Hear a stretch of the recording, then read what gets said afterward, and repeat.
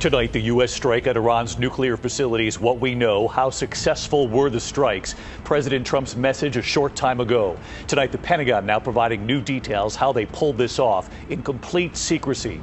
We have new satellite images tonight, what they reveal, and now the U.S. on heightened alert as Iran warns of retaliation.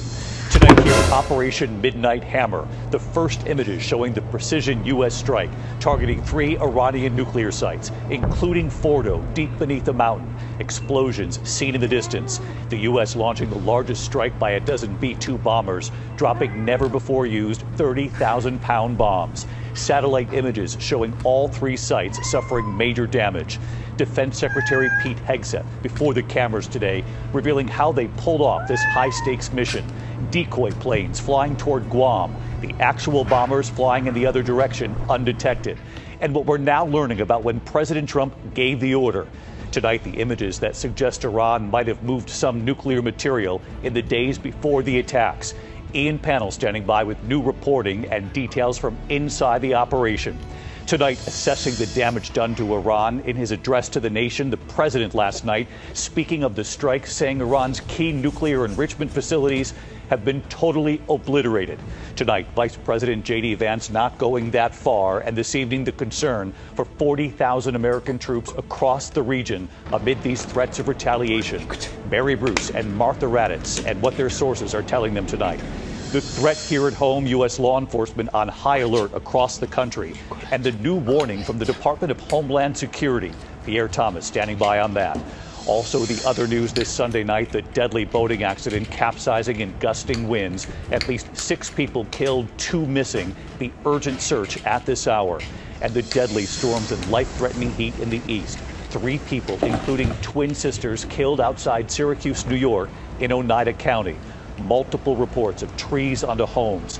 150 million Americans on alert for extreme heat now from Kansas all the way to the Northeast.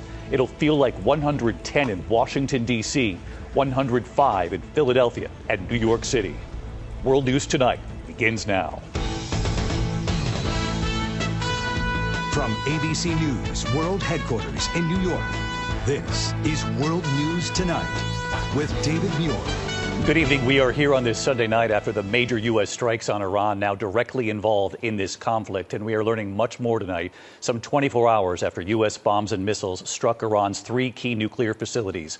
A fleet of B-2 bombers, some of them decoys, some taking off from the U.S. for Guam, others then taking off in the other direction for Iran, going undetected. The B-2 bombers dropping those 30,000-pound bombs for the first time as part of this massive strike on Iran. President Trump overnight addressing the nation, calling the operation a spectacular military success. Critics on the Hill tonight warning of what could come next, with Iran now saying it will retaliate. The first video tonight coming in from inside Iran, an explosion and then a fireball near Iran's Isfahan nuclear facility. Tonight, military officials now describing the high-stakes mission involving 125 aircraft, including 1 group of B-2 bombers taking off from Missouri, heading to the west as a decoy, and then that second group flying in secret, heading to Iran. Those B-2 bombers dropping 14 massive ordnance penetrator bombs capable of penetrating deep underground on Iran's Fordo and Natanz nuclear sites. This is an animation, of course, and it is still unclear tonight how far those bombs penetrated beneath the earth. In addition, Tomahawk missiles from a U.S. submarine striking the